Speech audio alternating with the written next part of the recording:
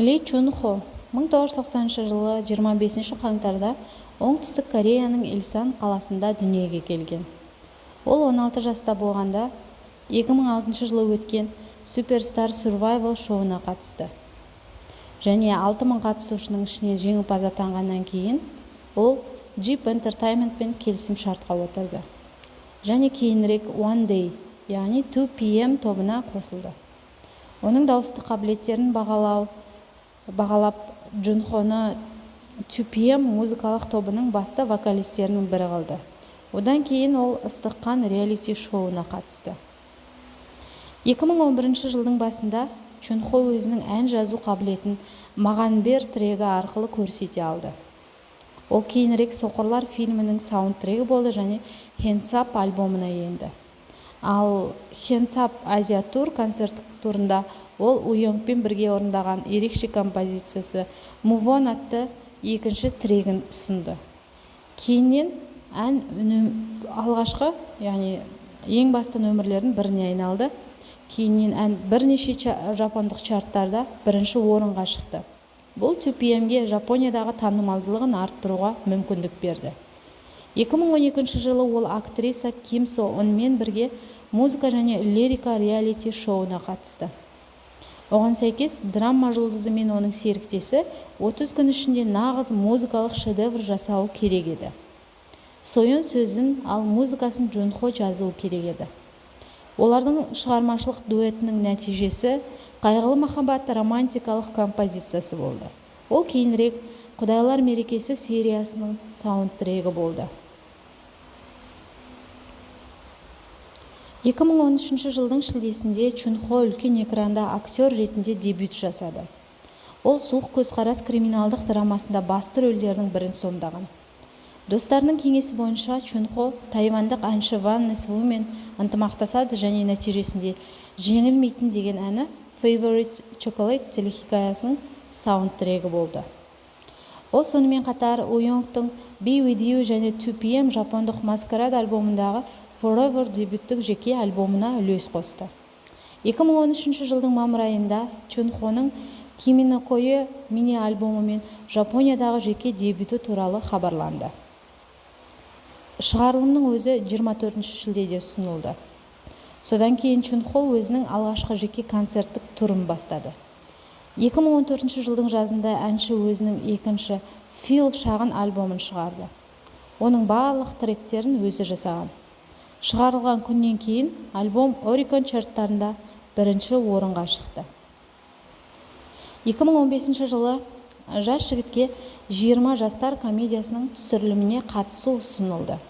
Түсірілім серіктестері сол жас самасындағы дарынды актерлер Ким Убин мен Кан Ханыл болды. Фильмді көрермен жақсы қабылдап актерларға танымалдылық әкелді.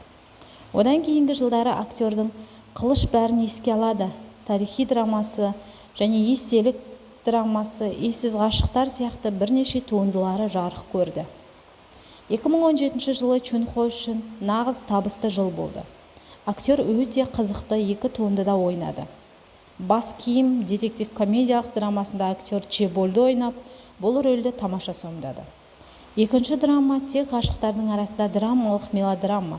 Онда Чун Хо актриса Вон Джин Ахмен бірге басты рөлді сомдады. Актерлер жақсы ойнады, шын жүректен жақсы алып шықты. Драма ерекше өте эмоционалды болды. Барлығы бірдей емес бірақ. Walk of Love романтикалық комедиялық мелодрама 2018 жылы шағын экрандарға шығады. Басты рөлдерде Ли Чун Хо, Джан Хюк және Чон Ривон ойнады. Драма өте жақсы өтті. 2019 жылы үлкен экранда Кибана бакалавр тарихи комедиялық драмасының премьерасы болып, актер Чосон әулетінің алғашқы ер азаматы Хесок рөлін сомдайды. Одан кейінгі Мойындау тарихи драмасын түсіруге кіріседі. 2020 жылы әнші және актер ретінде танылған Чун Хо Жер патшасы романтикалық сериалындағы басты рөлмен шағын экранға оралады. Чун Хоның жеке өмірі жайлы айтсақ, 2018 жылдың басында The Star журналына берген сұхбатында Чун Хо қарым-қатынаста өзін қалай ұстайтыны және қандай қызбен танысқысы келетіні туралы айтты. Жігіттен оның қалай қарым-қатынаста екенін сұрағанда, қамқор, сезімтал немесе батыл Чунхо оның кездесіп жүрген қызына байланысты екенін айтты бәріне. Өйткені менің мінез құлқым өзгеріп жатыр деп түсіндірді ол. Мен қыздың түріне бейімделетін адаммын. Ол тыныш болса, мен де үнсіз қаламын. Ол көп сөйлесе, мен де сөйлеймін. Тюпия мүшесі өзінің идеалды түрін менің сезімім бар адам деп сипаттады.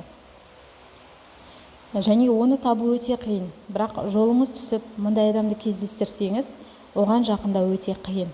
Мен онымен шынымен кездесіп, онымен кем дегенде 3 рет кездесіп қалсам, міндетті түрде бірдеңе істеймін деп шештім.